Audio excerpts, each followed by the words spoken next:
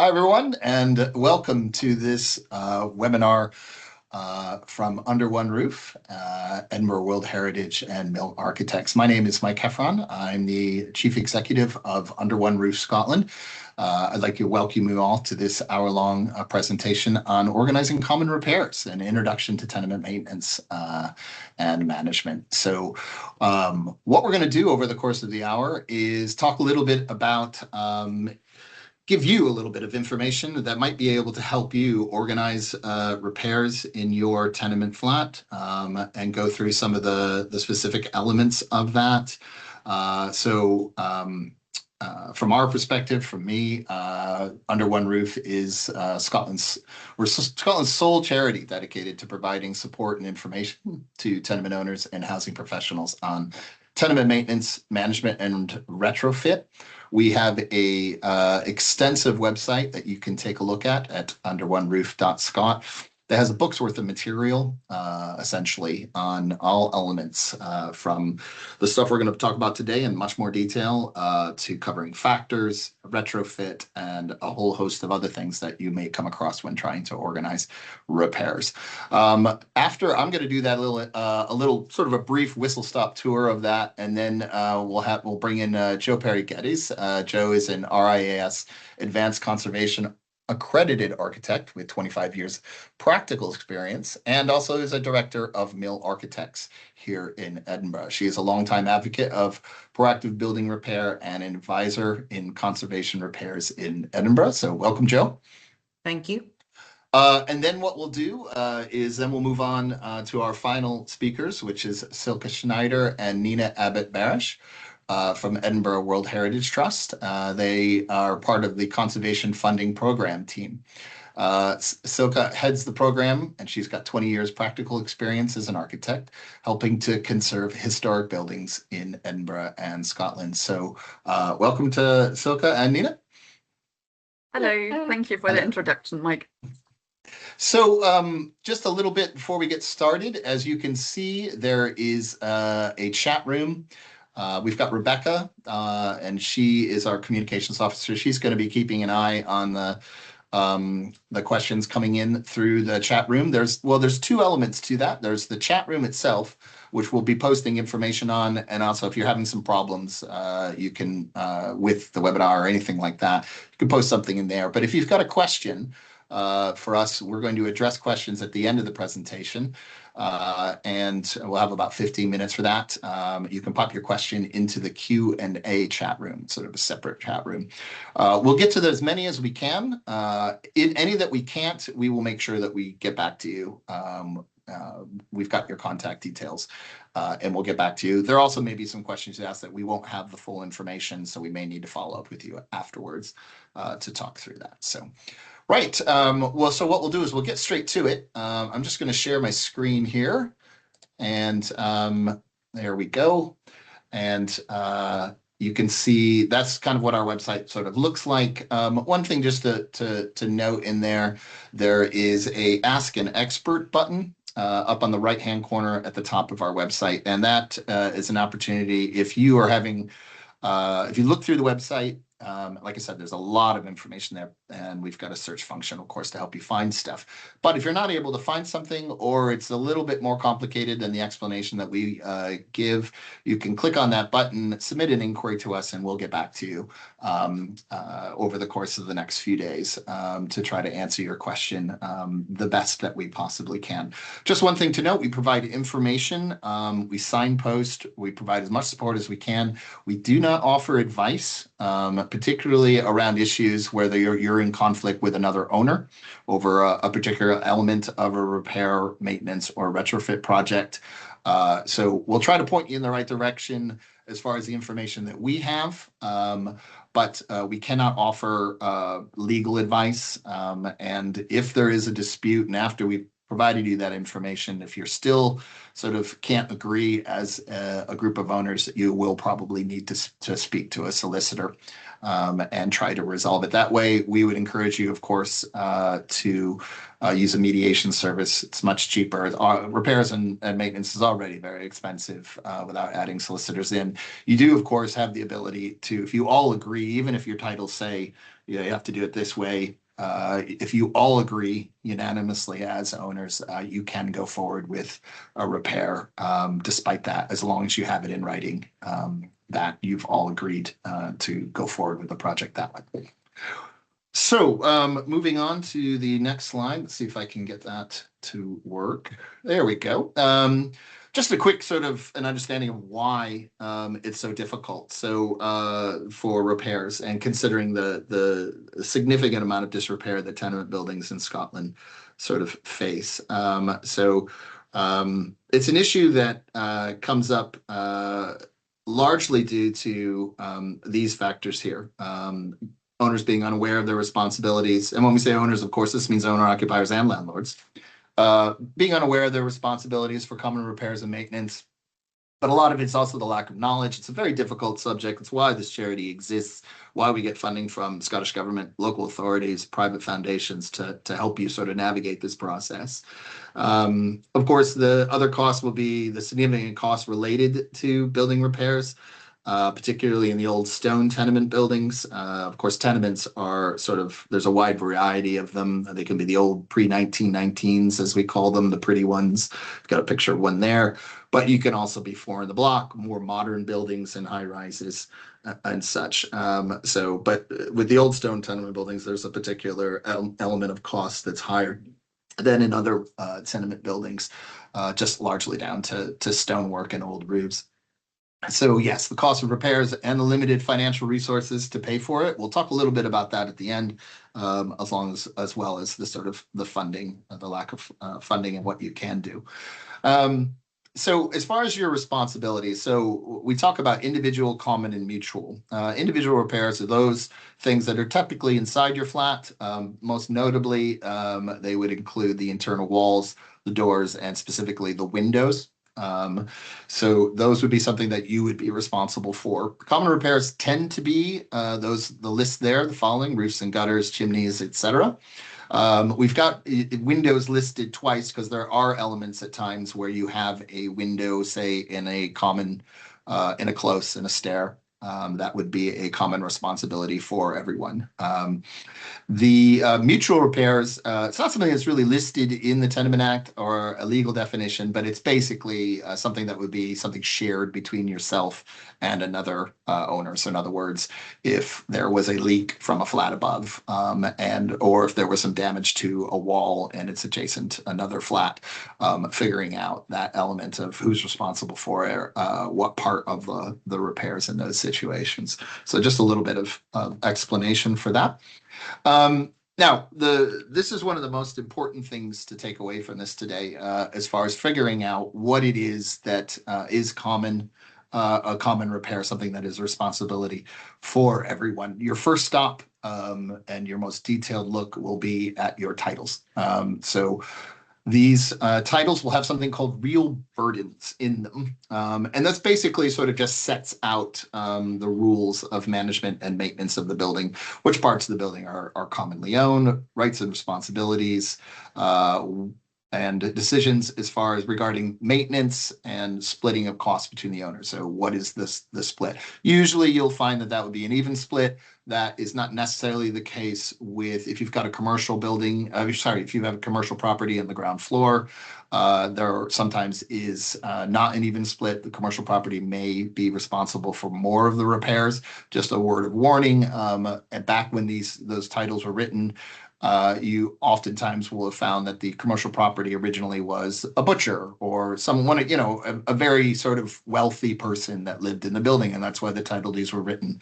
The title deeds were written so that the commercial owner would have a larger share of the cost. Now you will find that is no longer the case. First of all, those properties are often rented out, but the responsibility falls on the tenant.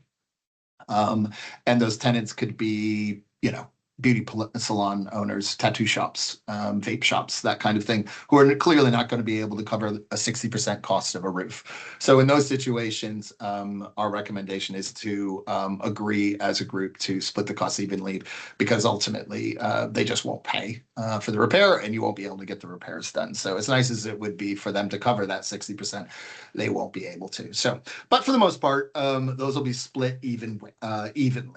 Now, if the title deeds are silent on an issue, in other words, they just don't mention certain elements of the building. Let's say they don't mention the roof for some reason. That would be unusual, but what the split of the cost of that is. Then you're going to something called the Tenement Act 2004. Within that has the tenement management scheme, and these are the default positions if titles are silent or unworkable. Unworkable would be an example of when a flat at some point in the past was split into two. So many of the title deeds in the building would say that would break it down that there are 9. You split the cost 9 ways. But at some point back in 1937, somebody split the flat into 2. So there's actually 10 flats in the building. Not everybody updated their titles, excuse me. And therefore you've got something that's unworkable. That is when you then go to this piece of this element of the Tenement Act, the Tenement Management Scheme. We have plenty of information on the website on that. But what that tenement management scheme does is basically fills in the gaps. So it lists what we call the scheme property, the parts of the tenement every owner should maintain, what counts as maintenance versus what counts as an improvement. And that's how to come to agreement about maintenance and how they're shared. And one of the notable things about that is around what counts as maintenance is like I said, is repairs and maintenance. The problem with that is that can get a little bit fuzzy as opposed to improvement. But it's important to note because a repair or maintenance requires a majority of all the owners in the building to go forward with that, and to hold the other, even if you voted no against it. If a majority votes in favor of a repair or maintenance, then it holds the minority to the costs of it. And they have to go forward with it. But if it's an improvement, that requires unanimous agreement among all of the owners. And that includes the owners that don't come to the meeting. So it's all owners. Another thing to note, sounds obvious, but a majority is a majority. So a tie vote means that the repair does not go forward. You need 50% plus 1. So yeah, so that is the important thing about within the Tenement Act is figuring that element out, what counts as repair improvement. Most of it's fairly straightforward. A couple of things, just a little to note. One would be that there was an amendment to the act after it was passed that added insulation as a repair. So even though you're improving the energy efficiency, that counts as repair or maintenance. Some of the other things that can get a bit tricky are around door entry systems and other elements around that. So things that are retrofit is another example where it can get a little bit tricky as far as whether it's a repair or improvement. But ultimately, that is what the tenement management scheme says. Now, when you are, one of the first things that's most important about all this, and many of you probably have one in some form or other, is forming an owners association. Owners associations are vital to be able to have everybody talking, so making sure you have the contacts of everyone in the building, landlords and letting agents and the owner occupiers as well. To be able to go forward with agreements on making repairs. And one of the things that we note in there is the importance of proper procedures. And this is part of the decision-making process. So, and we've got a list of the things there that you would need to do. A lot of this is basically covering yourself should there be disagreements later on, should there be an owner who didn't come to a meeting and then challenges the decision making, just making sure that, and would just challenge it in court. you want to be able to document that you contacted everybody, you gave people plenty of notice, you made every effort to contact anyone. If you can't get a hold of someone, that's not necessarily meaning that you didn't follow proper procedures, but you have to at least show that you made an effort. So you would look at the land registry website, and you can pull the titles off of that to get information. But you can also, for the particularly around landlords, there's the landlord register that has a contact detail for every landlord in Scotland. That doesn't mean that it's a updated one. That doesn't mean that they will necessarily respond. It could just be a mailing address, and so on. But you've got to just be able to document that you have made every attempt to do so. And you can see there is also sort of voting rules. Unless your titles say differently, you can use, this is a good example of what you can do. But as you can see in there, a majority is required. A decision is required to progress with maintenance plans unless titles say otherwise. Again, as always, titles are the key thing that you want to look at. One thing to note in here, and it's always difficult to figure out where to put this, is the importance of insurance. Every tenement flat owner in Scotland is required to carry common building insurance. This is not contents insurance. This is something different. And it is basically sufficient insurance for the reinstatement of your share of the building. And this is largely down to issues around if there's a major fire or extensive damage, the building partially collapses and such. As you can see there is really consequences for that. You have the legal right to ask other owners to get proof of that they have not only insurance but have the proper reinstatement value. That doesn't mean that you will get it, but you could theoretically take someone to sheriff court if they don't provide it. This is another reason to have an owners association. It's another reason to also think about having a factor. Factors are oftentimes helpful in the sense of being able to secure block policies. So one policy that covers everyone. Obviously, that would be a lot more, give you a lot more sort of reassurance that everyone is doing what they're supposed to do. You can do this, of course, privately. You don't need to have a factor to do it, but you'll need an owners association to make sure that you're talking to everybody, because you need everybody in on the block policy.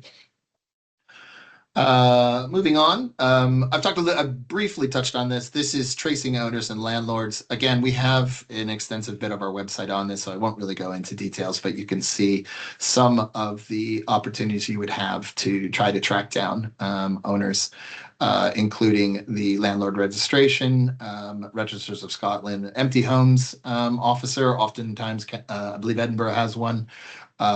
And you can try to track somebody down that way. You can also speak to your local authority. I think in Edinburgh in particular, the council will help you when it comes to if you can show that you've made every attempt to otherwise to try to get the details of a missing owner. They can use council tax records to help you find that.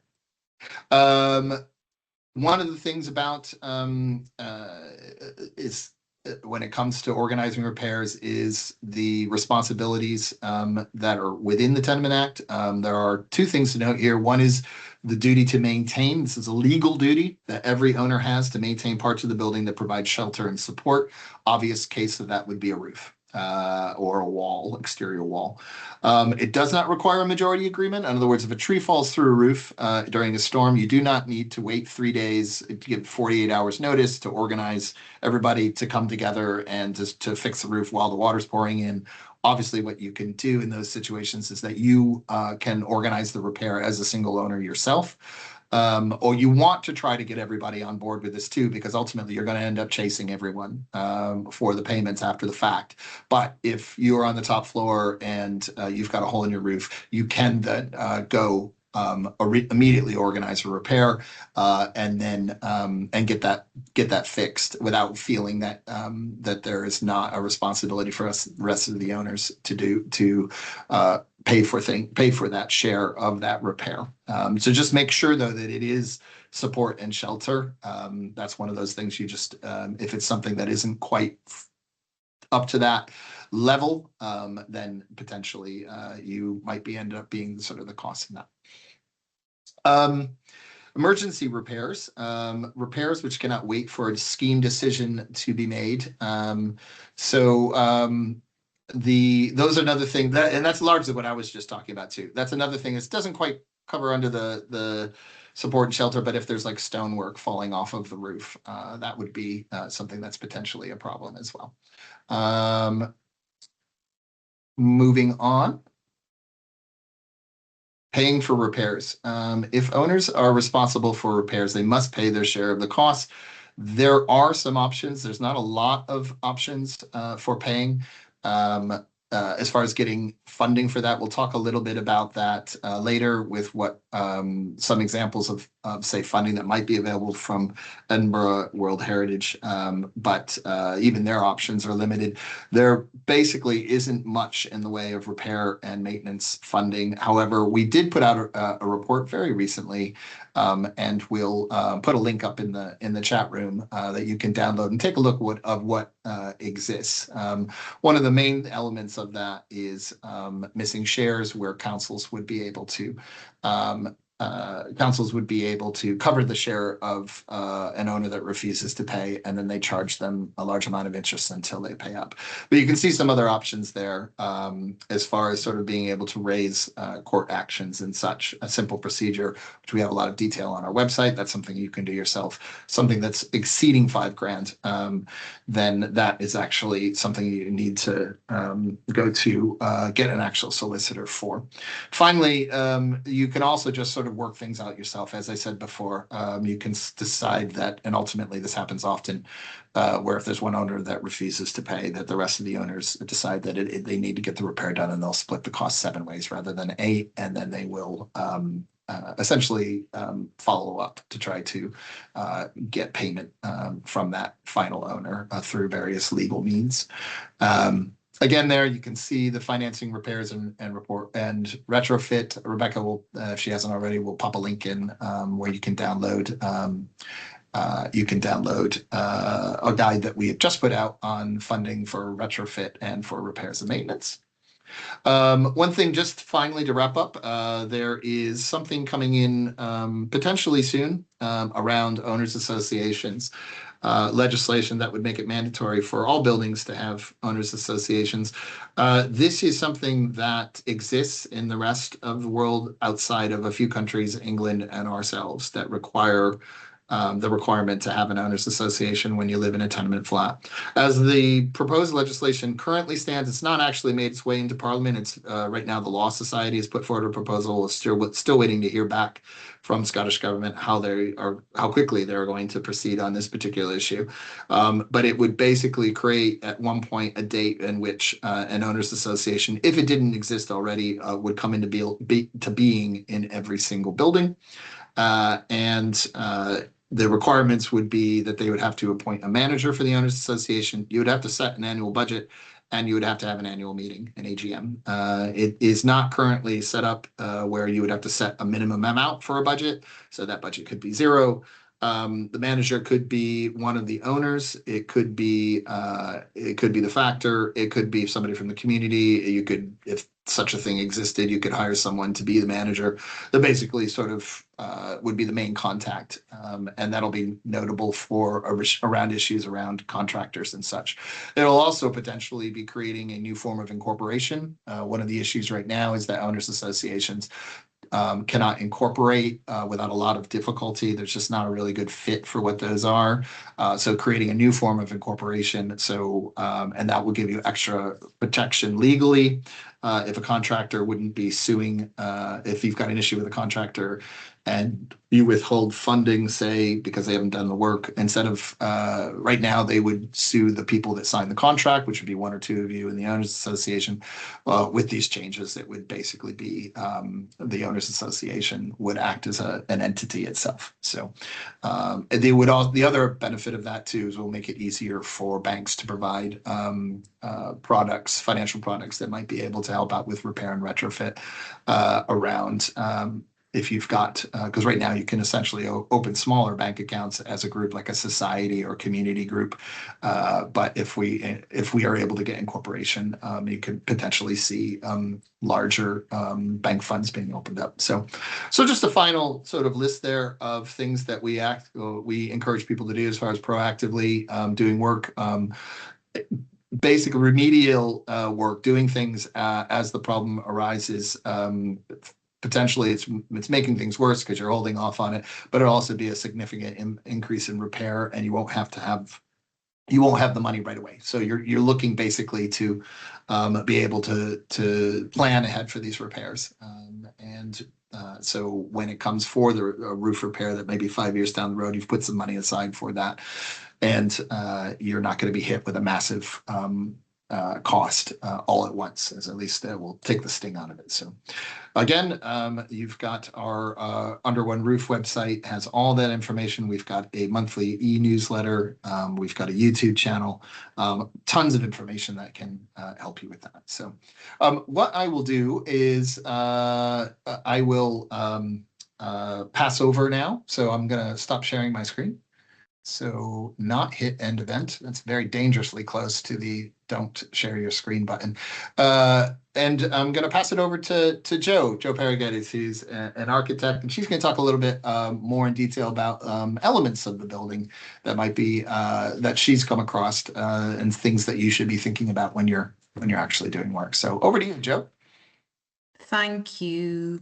Hi, everyone. Thanks for that, Mike. A couple of our slides overlap, so I will move swiftly over both of them. My name is Jo Paragetis. As Mike says, I'm a conservation accredited architect, and for my sins over the last 25 years have been working with common repair ownerships, trying to fix tenements, which can be quite tricky for owners, just logistically, and what Mike was saying as well, legally, it can become quite sometimes unpleasant and challenging. So it's trying to navigate the best and easiest path to be able to fix the building that you jointly own. So Mike's touched on what is classed as a tenement legally. I always find it fascinating because what you might think is a tenement, which is your kind of pre-war stone tenements that you see all around the cities. There are also other buildings such as social housing, high-rise flats, or even just a villa, which is divided in two, with a ground and a first floor, is also classed as a tenement. So important to note what kind of flat you're living in, and what kind of tenement law applies to you, and what your responsibilities are in terms of looking after your building. So as Mike touched on, why is it so important to maintain and look after our buildings? Throughout Scotland, traditional properties are in a poor and failing condition, and mainly this is because there's a lack of maintenance due to a lack of understanding and a lack of money. It's only when there's a stonefall, an obvious stonefall, or water ingress that's concerning someone, that people start to realise that their building does need maintenance, and no one wants to spend money on the external fabric of their building. But of course, sometimes you have to. A large proportion of buildings throughout Scotland are in poor repair due to the general weathering, maintenance, neglect, inappropriate cement repairs from the past 80s. And as Mike mentioned, there are changes afoot in Parliament. Myself and Mike are on the Parliamentary Working Group. I've been the convener of Tenement Action Group now for about 10 years. And the whole purpose of this is to try and ease the pain of tenement repair and make things easier for everyone. And it's only really by having an awareness of the condition of the property that you own, having regular maintenance, that you will reduce huge unexpected bills at a later date, both internally and externally. And I note that someone's made a comment and question about rot within properties, which we can get to in a bit. So we want to maintain our properties. We want to prevent water ingress, which causes internal deterioration, rot and damp throughout the property. We want to prevent stone falls and general property deterioration. There are many stone falls every year, far more than we might think. Edinburgh Council keep a log of their stone falls. Various cities and councils do and do not. I know that Glasgow don't, but Edinburgh do. And you're roughly 200 to 300 stone falls a year is noted off fabric in our buildings. So which is a concern. It might make you want to walk in the middle of the road instead of the pavement. We want to maintain our properties to prevent escalating repair costs. Regular maintenance of the property and knowing its condition will reduce large unexpected bills at a later date. And also you want to maintain and increase your property's value. You want minimal risk to a new buyer. If you're trying to sell a property which is in really poor condition, that can legally become a problem, especially if there's a dangerous notice which has been served on it by the council. So, you want to be on top of these things so that the sale as well is easier and the building seems more attractive to the new purchaser. Tenement construction is obviously very different from new build construction. It is basically one large wall. The outside face is normally 150mm ashlar stone, and internally you've got a whole load of rubbish there, brick, rubble, old bits of stone, lots of old newspapers. But surprisingly, within tenements, there's a lot of timber. More timber than you would think. Timber in the joists, timber in the floor, the ceilings, timber lintels to the windows, timber within the lath and plaster that you'll see on the left-hand side of that photo. And of course, with water ingress and timber creates rot, and that's where you can get really expensive repairs, especially when it's dry rot. So typical fabric defects that we've seen time and time again would be choked up blocked gutters where water isn't distributing off the roof into the gutters and down the building appropriately. And as you can see that water ingress there in the top slide, you've then got plaster ingress and the plaster has fallen down and deteriorated due to the constant water. Other really common problems are downpipes which get choked and blocked. They don't even have to be necessarily difficult to fix, but they can cause massive damage if left unattended, because the stone behind it will continue to get saturated, there will be mold growth, and then eventually the water will seep its way into the building. So these two photos on the right are buildings that I have worked on where the water has simply just got carried away with itself. But you can see how expensive that's going to be to fix, when if the downpipe or gutter was fixed at the start, it would be a lot more economical. That top, the photo on the right-hand side, it was from a leaking gutter actually that ended up causing that all the way down the building. So just incredible. This is a project I worked on many years ago, and it always surprises me. This was a common repair, top floor flat. Maybe answers one of the questions that one of the ladies has asked in the group here. Basically, where the blue arrow is where the flat felt roof has split. Continued water ingress over a period of time has allowed the water to get in and for there to be a really bad outbreak of dry rot within the top floor flat. The ceiling collapsed, first of all, which was our first problem. And when we took all the window ingles out and all the timbers, we saw these fruiting bodies, as we call them in the top right photo there. Very, very bad outbreak. The whole flat had to be obviously uninhabited. There was loss of rent. It cost, at that time, it was about £15,000 to repair that room, which did come under a common repair because obviously it was caused by the defective common flat roof. And it was uninhabitable for a number of weeks and very expensive to fix. So again, trying to catch that in time so things don't get as bad as they do. So cement, we don't like cement. Cement's very bad on stone, but cement is everywhere because it was very well intentionally put on buildings back in the 80s. Cement is very hard, stone is much softer. So what you find is that the stone behind and around the cement starts to deteriorate, and then that's when water again can then seep through the stone into your walls, and you can get black mold, other kinds of mold, peeling paper because the water is trapped within the wall and it doesn't quite know where to go. So again, another problem that we come across quite a lot. Pointing cement repairs should always be replaced with a lime-based and breathable mortar or render.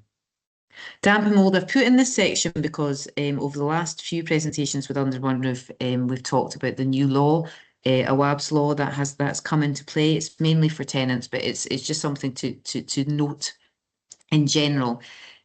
Obviously, dampness, damp and causes of dampness. There's four main principal sources of moisture that are likely to affect a building. You've got penetrating from above. You've got obviously the rain coming from defective slates, leadwork, whatever. You've got penetration through cement, which is the slide that I've just showed you. Then you've got rising damp, of course, from the ground, which is mainly to do with the external ground levels, distribution of water around the building, moving up the walls. But also you've got the users of the building, internal moisture vapour. I always say if you're in a 3-bedroom flat, everyone's in, someone's having a shower, someone's boiling their potatoes, someone else is drying their washing. There's a lot of moisture in the air that needs to be let out through ventilation and heating.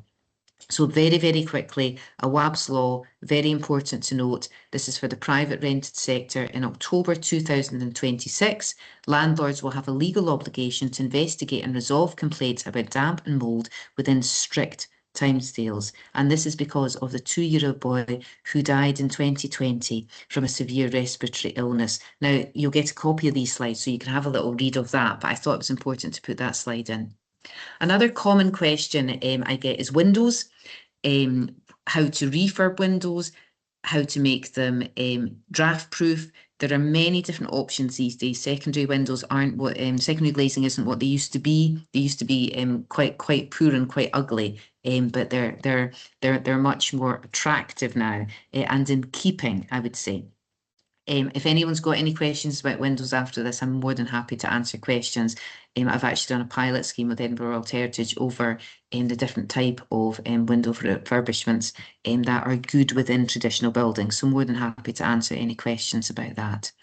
So in general, the pictures I've shown you are obviously because of the building defects and fabric and water penetrating and poor repairs tearing the fabric further. And so where does everyone start with this? Well, I always start a fabric repair project with a report.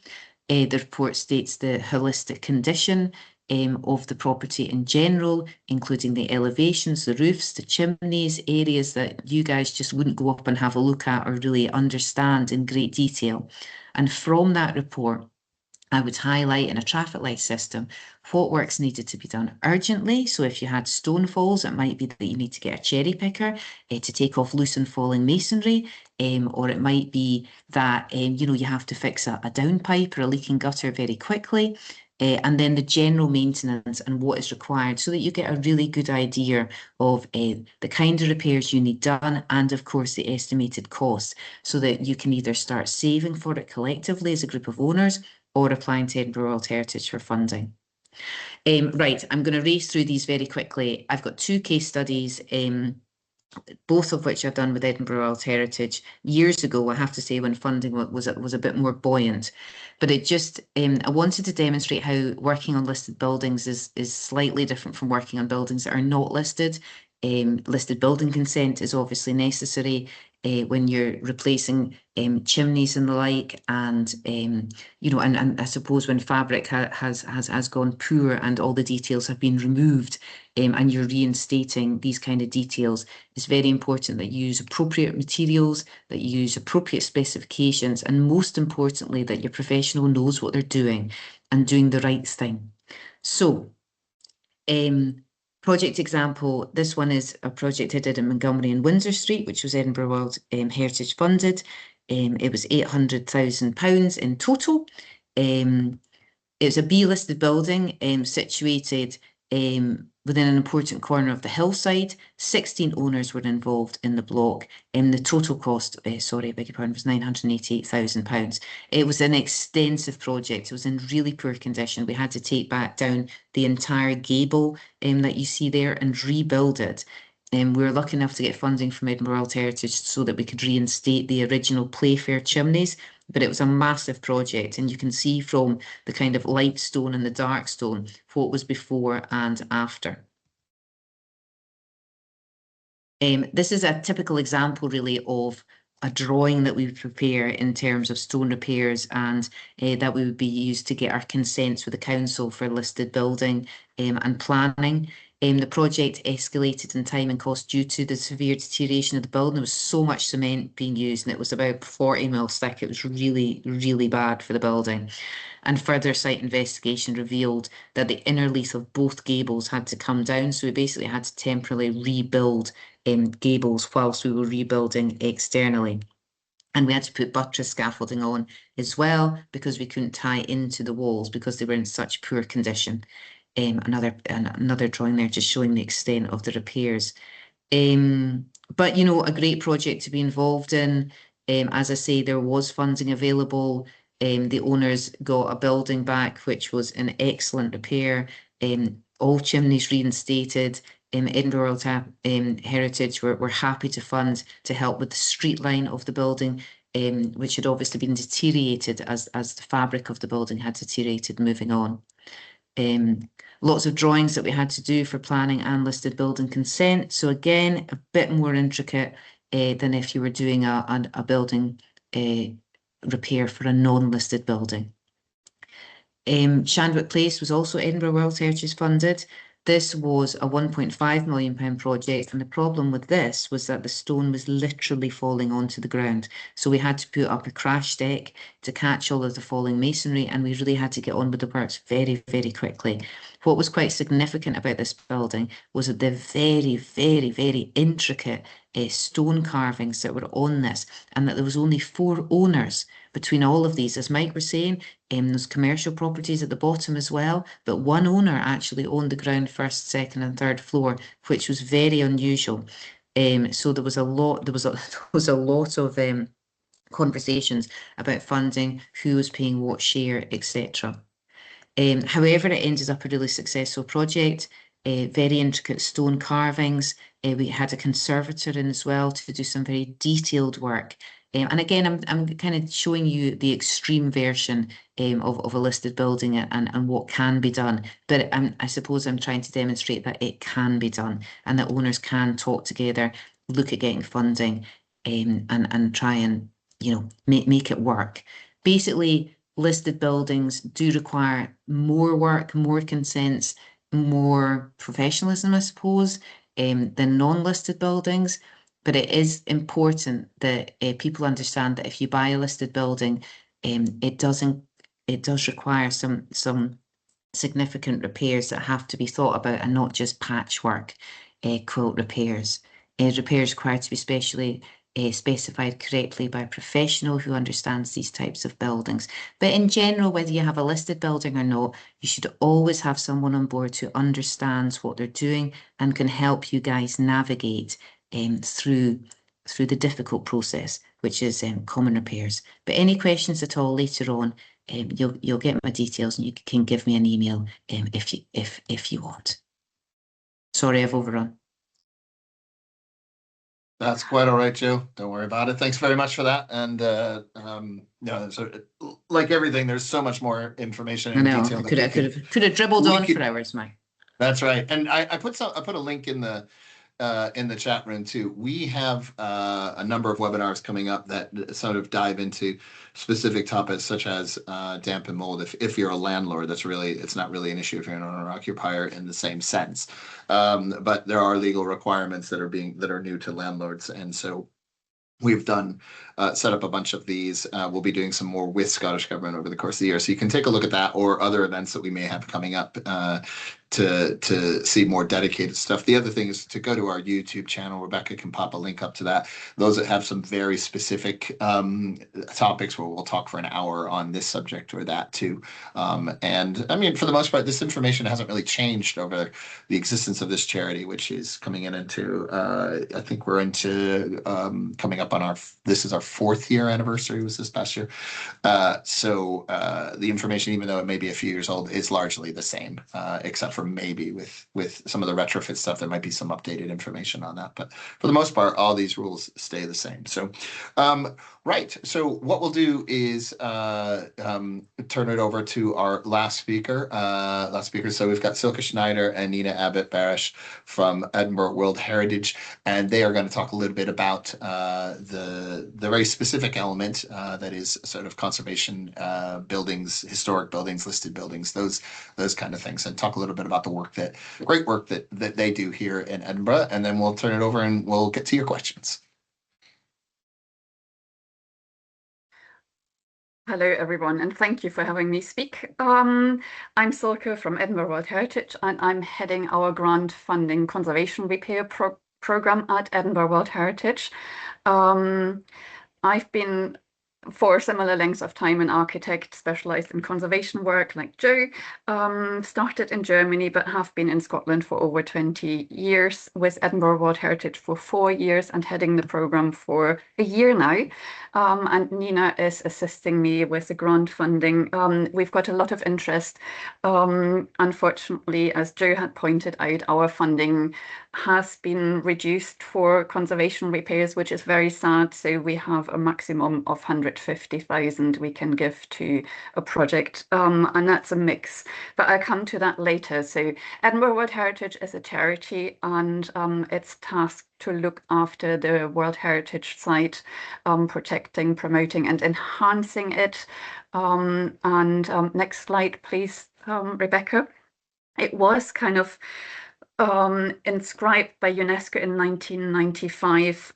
It was driven by 2 organizations, the Old Town Renewal Trust and the New Town Conservation Committee, which in, I think, 1998 or 1999 were joined into Edinburgh World Heritage Trust.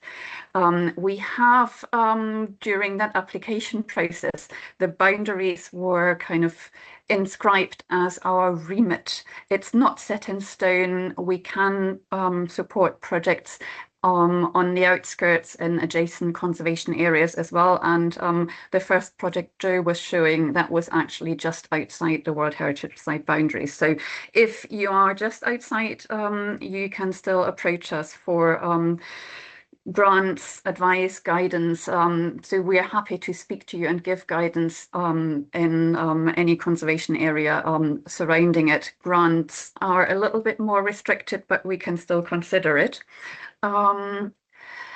It's probably worth pointing out that the World Heritage Site, it's within the boundaries, 75% of the buildings are listed. Those buildings are kind of historic buildings, and as Joe as well has said, the condition of a lot of buildings is quite scary. Let's move to the next slide. I know everyone is probably desperate to ask questions. What our program supports is traditional appropriate repairs, and those include a range of skills which are kind of on these photos. You can see most of them, it's stonework like masonry, it's slating, it's lead work, it's a plumber for rainwater goods, and those contractors or companies are kind of declining, so we need to support skills as well to actually be able to maintain buildings appropriately. And what Joe was saying is we deal with a lot of issues from cement repairs. There are other unsuitable materials which have been put onto buildings which aren't really working with traditional construction. So any support we can give, we need to insist. And most of our funding is coming from Historic Environment Scotland. We are bound by best practice, and that's appropriate and traditional materials. Next slide, please, Rebecca. Rebecca, can I have the next slide, please? Thank you. Challenges, they have been, oh, sorry. The challenges to tenement repairs have been touched on by Joe and Mike as well. So it's getting the owners together, it's helping them to understand the repairs needed and the costs. there is limited funding available, and I think I've seen it in the chat. HES is no longer providing support for just tenement repairs. And what we've experienced is with the council's missing shares, their support for a missing share is limited at 20,000 per missing share, which quite often isn't even close to what that owner's responsibility would have been. So it's quite a dire at the moment situation for everyone. And with changing weather patterns, it's really, really important that you do check your buildings, and checking buildings, while it costs, it's well spent money, so that you are doing proactive repairs rather than reactive repairs. And I think Mike has touched on it, that proactive on the long run is much cheaper than reactive. So I think Joe was showing some photos about how you can check the condition of your building. It's best to do it kind of in spring and in autumn. Binoculars from the opposite side, kind of try getting into a building across the road if you want to have a look at the roof and you can't access the roof through a hatch. Make sure you're safe. Cherry pickers can be hired, drones. There are loads of options how you can do that. Can I have the next slide, please, Rebecca? So what Edinburgh World Heritage can do is we can help with advice. We have some guidance notes. We can talk to you about issues. We can signpost you where we can't help, but to other organizations. And with our funding, we have a two-step funding. We can first support a conservation and condition report, which provides you as a group of owners with a proper statement, what issues the building has, how bad those issues are, which you need to tackle immediately, which you can tackle maybe in a few years' time. And this report also includes indicative costs, which give you a steer on how much money your group of owners will need to gather together. Yeah, that's generally providing you with help how to address the issues. And then the next stage of funding would be you apply for the proper conservation repair funding. That is more limited to how many projects we can support per year. At the moment, it looks like we can only support about 2 tenements per year. So it's unfortunately, we can't support everyone who applies, so it's a competitive, or we have certain criteria we can set against and then see who is most desperate for our funding, unfortunately.